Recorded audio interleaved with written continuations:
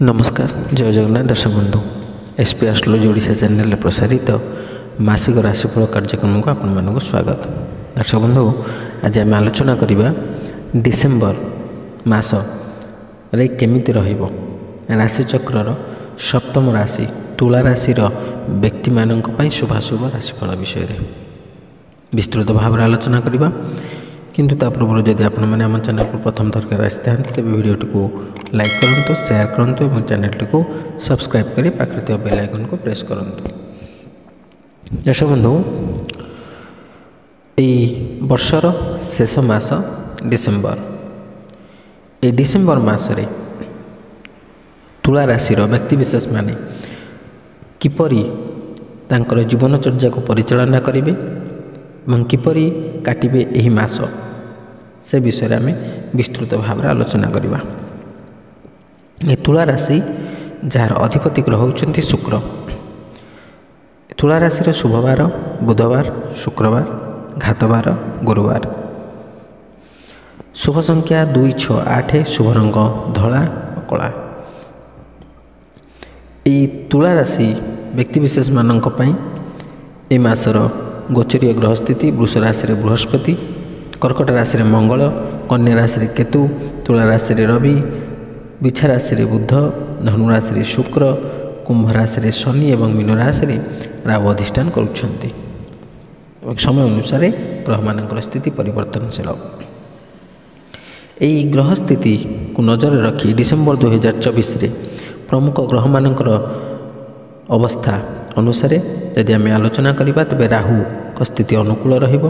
बृहस्पति अष्टम घरे अधिष्ठान करुछन्ति, शनि पंचम घरे अधिष्ठान करुछन्ति एवं द्वादश घरे केतु अधिष्ठान करुछन्ति।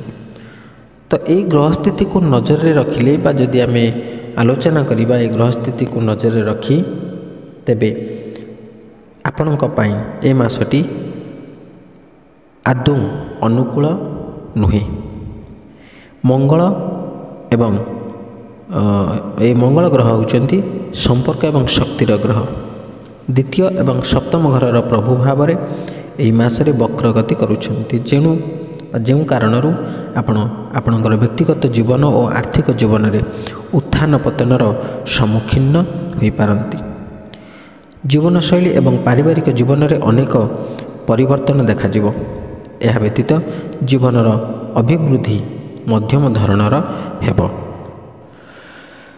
एही मास रे कैरियर संबंधी ग्रह शनि आपणक पई अनुकूल फल देबे नाही, जेउ कारणरू कार्यचाप वृद्धि होबार संभावना अछि। शनि को स्थिति कैरियर संबंध में आपणकर धैर्य और बुद्धिर परीक्षा नेब।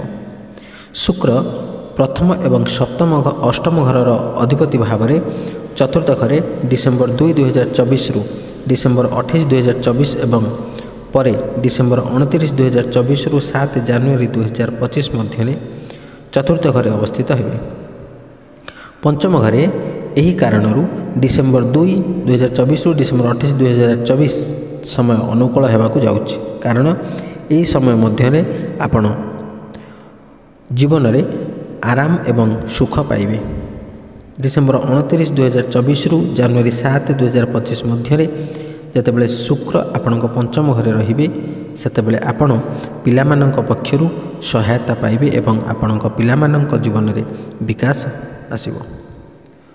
केतु स्थिति विषय कथा जदि आम आलोचना करवा तेबे केतु द्वादश घरे अवस्थित रहिबे, जोंथिपई आपण निज जीवन में वास्तु कार्यकलाप प्रति कम आग्रही हेबे एवं आध्यात्मिक विषय प्रति अधिक आग्रही हेबे। द्वादश घरे थिबा केतु आपणक जीवन में अधिक खर्च मध्य कराइबो, तथापि सामग्रिक भाव में यही मास आपणक धैर्यर परीक्षा नहीं पारे। शीर्ष में पहुँचापी आपण को अनेक योजना करने को पड़ो। यह व्यतीत जदि आपण को कौन बड़ निष्पत्ति नेबा को पड़ो तेबे आपण को वर्तमान अपेक्षा परामर्श अनेक मान नहीं आपण से निष्पत्ति को ग्रहण करंतु। दर्शक बंधु जो दुईटी ग्रह को नहीं आम आलोचना करती राशिफल विषय में मुख्यतः भाव में समस्त ग्रह मानकर तो समान प्रभाव रहिबो निश्चित भाव में, किंतु बृहस्पति और शनि प्रभाव टी अधिक मात्रा थाए।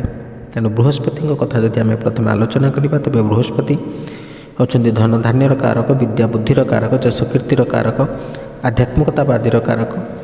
तेणु से बृहस्पति ग्रह आपण राशि वर्तमान अष्टम स्थान में बसवास करुँच। बृहस्पति गोचरीय स्थिति अनुसार द्वितीय, पंचम, सप्तम, नवम एवं एकादश स्थान में शुभफल प्रदान करिथांती। किंतु जेहेतु आपण अष्टम बृहस्पति तेणु निश्चित भाव में आपको प्रतिकूल फल अशुभ फल प्रदान करेंगे। तेणु जो मैंने व्यवसाय वाणिज्य करुँच से समय निश्चित भाव में एक चैलेंजर समय आसो। आपण आकस्मिक भाव में क्षतिर पड़ पारती। तेणु जदि आप सहभागितार करुँच व्यवसाय तेज से ध्यान दिंतु। जो मैंने शेयर मार्केट अर्थ विनियोग करुँच से समय निश्चित भाव में प्रतिकूल अवस्था रहिबो। तेणु बुझी विचारी आपण अर्थ विनियोग करूँ ना आकस्मिक भाव में अर्थ हर बसवे। जो मैंने आध्यात्मिक क्षेत्र अच्छा से आध्यात्मिकता प्रति सामान्य रूप से अनाग्रह प्रकाश करेंगे एवं आय ह्रास पाइब एवं अଯଥା व्यय अଯଥା खर्च वृद्धि पाइब। शारीरिक मानसिक स्थिति निश्चित भाव में अविचलित रहिब। आपणकर शारीरिक असुस्थता लगी रहिब। मानसिक अशांति अଯଥା टेंशन आदि पाई आपण विचलित रहिबे। एवं विद्यार्थी माने जो माने पाठपढ़ा क्षेत्र अच्छी से माने अष्टम बृहस्पतिर कुप्रभाव मध्य अनुभव करें। जपरिक पाठपढ़ार मन न लगिबा एवं पाठ पढ़ापी आग्रह प्रकाश न करिबा, अन्य दिग प्रति ध्यान केंद्रित करिबा किंतु अध्ययन क्षेत्र मन फेराई आनिबा, एमिति निश्चित भाव में फल प्राप्त करेंगे। किंतु लगातार चेष्टा प्रचेष्टा अध्ययन द्वारा आपण सफलता पाइपर। और द्वितीय जदि आम शनि कथा आलोचना करवा तेज शनि होचंदी पंचम स्थान में वर्तमान अच्छी। आपणकर ए शनि गोचरीय स्थिति हिसाब से तृतीय, षष्ठ, दशम और एकादश स्थान में शुभफल प्रदान करिथांती। तेणु आपण राशि जेहेतु पंचम घरे अच्छा तेणु निश्चित भाव में आपण शनि अशुभ फल प्रदायक हेबे।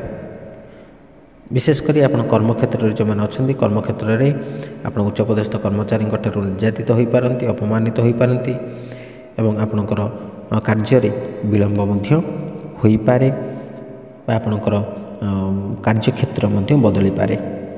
जो मैंने नूतन भाव में कर्म प्राप्ति निमंते चेष्टा करुँच आवेदन करुँच से समय जमा भल नुहे। तेणु से जदि बा कर्म प्राप्ति हुए तेज विलम्बर हेब।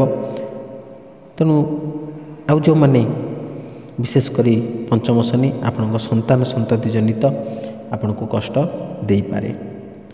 तो ये तो विस्तृत भाव में आम आलोचना कले। तो जो अशुभ फल विषय आम आलोचना कले से अशुभ फल को परित्याग कर शुभ फल प्राप्त करने निमंते आम केत गुड़ी प्रतिकार विषय में आलोचना करवा। प्रतिकार गुड़िक हूँ आपण प्रत्येक दिन स्नान पर हनुमान चालीसा पाठ करूँ किंबा मंगलवार और शनिवार दिन हनुमान दर्शन करूँ।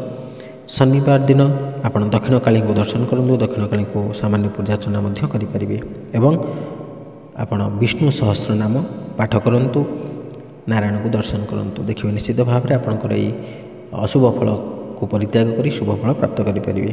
तो दर्शक बंधु आशा करें वीडियो भल लगी जदि भल लगी तेज वीडियो को लाइक करूँ, शेयर करूँ और आपंकर सुचिंतित मतामत देवाक जमा भूलुनि। आज विदाय दिंतु। रही नमस्कार। जय जगन्नाथ।